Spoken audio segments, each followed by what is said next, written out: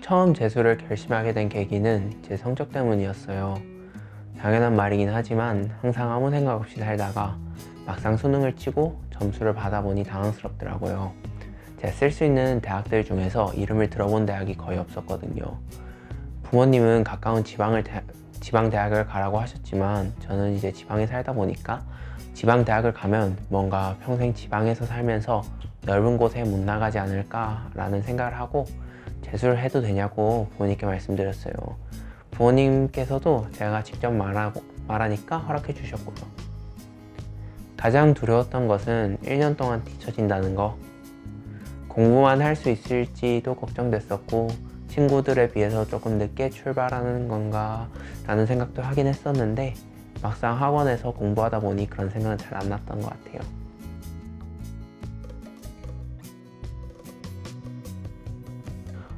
저는 스스로가 끈기가 정말 부족하다고 생각했어요. 공부를 막 열심히 한 스타일이 아니라서 저희 집이 또 지방이다 보니까 기숙학원 쪽을 찾게 되었는데 그 중에서 가장 타이트하게 생활 관리를 해주는 학원이 강남 하이퍼 기숙학원이라 하더라고요.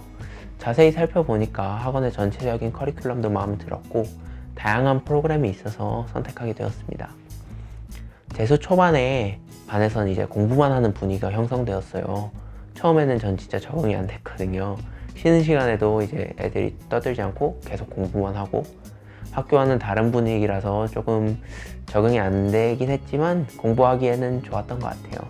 또 빨래, 청소 같은 잡다한 일에 신경 안 써도 돼서 좋았고 수업을 가르쳐 주시는 선생님들 외에도 학습 전략 담임 선생님이라고 생활 관리를 해주시는 선생님들이 계셨는데 이제 힘들거나 또는 동기부여가 필요하거나 아니면 긴장 조절용 잔소리 같은 거 필요할 때마다 많이 도움받았던 것 같아요. 그래서 더 공부에만 집중할 수 있었습니다.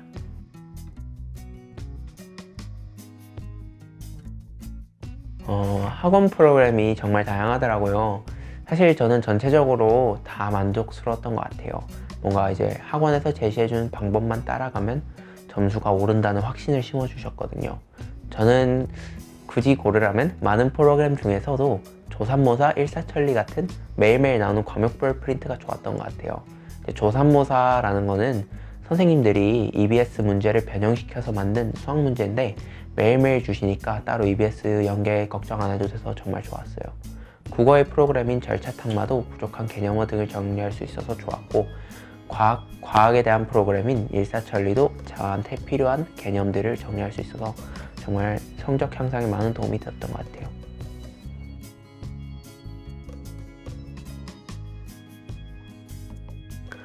일단 어떻게든 되겠지라는 생각을 버렸어요. 제가 노력한 만큼 결과가 나온다고 믿고 요행을 바라지도 않았고요. 모의고사 점수에 일희일비하지 않았고 스스로 어떻게 공부할지 고민했어요. 그리고 무엇보다 작년에 비해서 몇 배는 공부를 많이 한 것 같아요.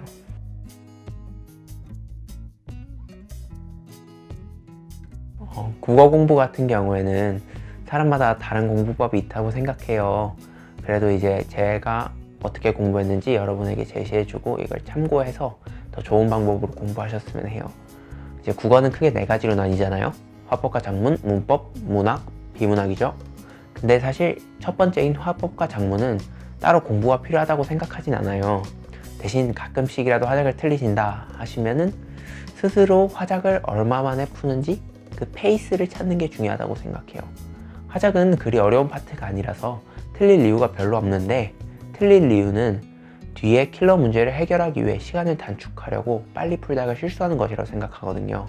그래서 저는 화작을 충분히 이해하고 완벽히 푸는데 몇 분이 걸리는지 모의고사들을 통해서 측정을 하고 공부했어요.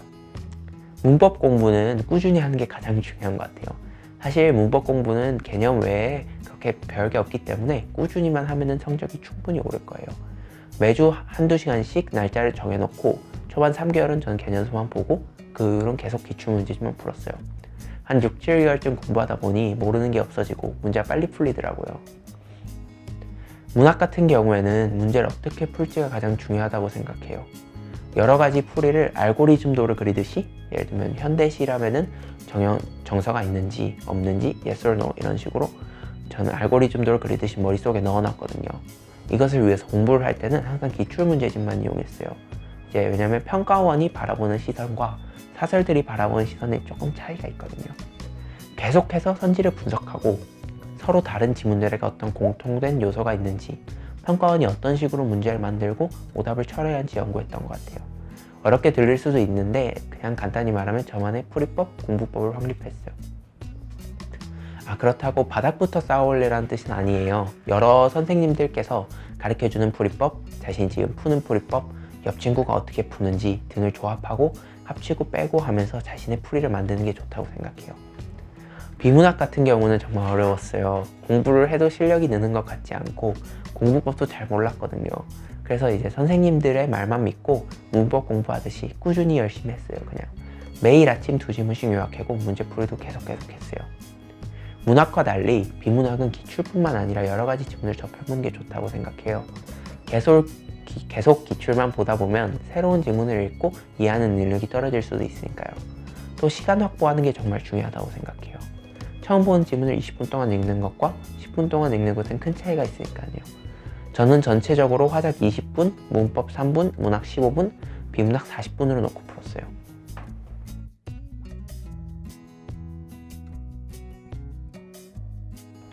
수학은 기출문제 공부가 가장 중요하죠. 근데 수학 실력을 높이려면 기본적으로 많은 문제를 풀어봐야 돼요. 한 문제집을 너무 많이 풀기보단 다양한 문제집을 푸는 것도 추천해요. 수학 공부할 때 제일 중요한 건 틀린 문제를 확실히 자기 걸로 만드는 거라 생각해요. 답지 보고 그렇구나 하고 넘어간 다음에 며칠 있다 풀면 못 푸는 경우가 꽤 많거든요. 답지를 볼 때 그냥 그렇구나 하고 넘어가기보단 왜 그렇게 푸는지 이유를 생각해 보는 게 정말 중요해요. 이제 문제에서는 어떻게 풀지 단서를 다 제시를 해주는데 그 단서를 저희가 못 잡는 경우가 정말 많아요. 이제 단서를 못 잡고 이제 고민하고 시간을 많이 쓰는 거죠. 그러다 보면은 뒤에 어려운 문제를 풀 시간이 없어지고 그럼 등급이 떨어지잖아요. 그래서 문제를 풀 때 문제 안에 풀이의 실마리를 찾아야 돼요. 이제 그 실마리를 어떻게 찾아내는지 공부를 하면서 분석을 하시고 오답을 정리해야 된다 생각해요. 그리고 수학은 이 상황에선 이렇게 풀고 저 상황에선 저렇게 풀고 이런 정형화된 풀이를 거의 외우다시피 익히는 게 중요한 것 같아요. 그래야 시험을 볼 때 시간도 안 부족하고 안정적으로 점수가 나올 수 있어요. 그러니까 공부할 때 문제 상황별 풀이를 약간 외운다는 느낌으로 공부하는 게 좋은 것 같아요.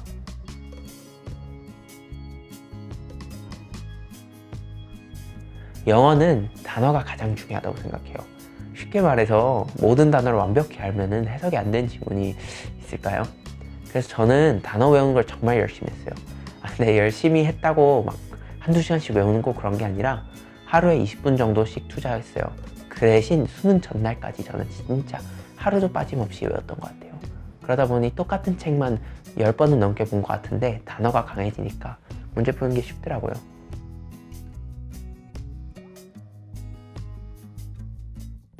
물리 1 같은 경우에는 기본 개념이 정말 중요한데 특히 2, 3단원에서는 개념이 중요한 것 같아요. 그리고 많은 문제를 풀어보는 거. 사실 물리 1에서 어려운 파트는 1단원 역학 그리고 4단원 유체역학과 돌림임이거든요. 근데 역학 같은 경우에는 문제에서 주는 단서를 파악하는 게 또 중요해요. 예를 들어서 힘이 주어져 있고 에너지 변화량을 구하는 문제인데 이제 운동 에너지의 경우에는 많은 사람들이 F는 ma 공식을 쓴 다음에 가속도 속도를 이용해서 EK는 2분의 1 mv 제곱을 이용해서 구하는 사람들이 많아요. 근데 사실 그래프에서 VT 그래프가 제시되어 있으면은 이 문제는 I는 FT를 이용해서 충격량을 구한 다음 운동량의 변화량에서 속도 변화를 이용한 식으로 푸는 게 가장 빠르거든요. 이런 식으로 한 단원에 국한되는 게 아니라 여러 가지 개념들을 합치고 어떻게 풀어나갈지 이런 식으로 정확하고 빠르게 푸는 것을 연습해야 돼요. 또 4단원 같은 경우에는 어려워 보이고 공식도 복잡하지만 실제로 다 똑같이 풀리거든요. 겁만 안 먹다면 정말 쉽게 공부할 수 있어요.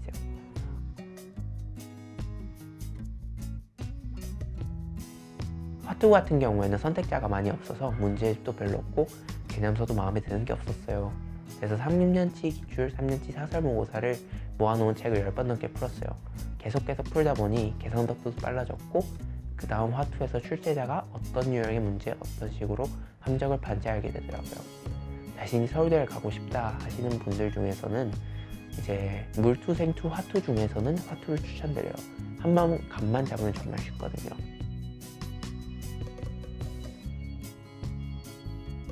저는 6평이 끝나고 뭔가 수능이 끝난 듯한 느낌이 들었어요. 공부가 잘 안 됐거든요. 왜 그런지는 잘 모르겠는데 이상하게 펜이 손에 안 잡히고 그러더라고요. 그랬는데 학원에서 이제 저희가 힘들어하는 걸 아니까, 또 전체적으로 분위기가 다운된 걸 아니까 다양한 프로그램을 마련해 주더라고요. 저희를 위한 크고 작은 이벤트들 같은 것도 많이 해줬고, 이제 제가 소소한 거에 잘 감동받는 스타일이라 저는 엄청 많은 힘이 되었던 것 같아요. 그리고 정말 공부하기 싫을 때는 수학 문제 풀었어요. 수학 문제도 이제 풀다 보면 아무 생각 없이 풀 수 있잖아요. 근데 수학 문제도 풀기 싫을 때, 그러면 이제 문학 작품집을 꺼내서 읽으면서 놀았어요. 공부도 되고 재미도 있어서 좀 읽다 보면 다시 힘을 낼 수 있었던 것 같아요. 재수하면서 가장 중요한 것은 공부를 열심히 하는 것도 있지만 친구들과 잘 지내는 거라고 생각해요. 아무리 힘들 때라도 취침된 숙소에서 친구들과 웃고 떠들면 필요가 없어졌거든요. 물론 걸려서 자주 혼나긴 했어요.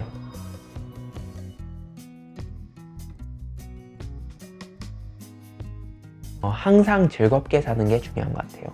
어떤 상황에서도 긍정적이고 힘든 재수 생활에도 취미를 찾고 즐거움을 만드는 그런 것들. 저는 농구도 자주 했고 산책도 매일매일 다녔고 헬스장도 자주 이용했어요. 또 친구들이랑 친하게 지내는 건 당연히 중요한데 선생님들과도 친하게 지내는 게 중요해요. 선생님들과 친하면은 학원 생활이 편해지거든요.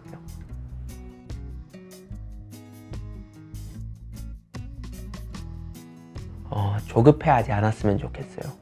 꾸준히 목표를 위해 정진한다는 게 어렵고 말만 쉬운 소리라는 거 저도 잘 알죠. 근데 참 어려운 일인데 사실 그 정도도 못하면은 저희가 재수 성공뿐만 아니라 미래에 뭘 할 수 있을까요? 이런 생각하면서 저는 1년을 공부했던 것 같아요. 더 나은 사람이 되기 위해, 더 멋진 사람이 되기 위해 노력하는 1년이 되었으면 좋겠습니다.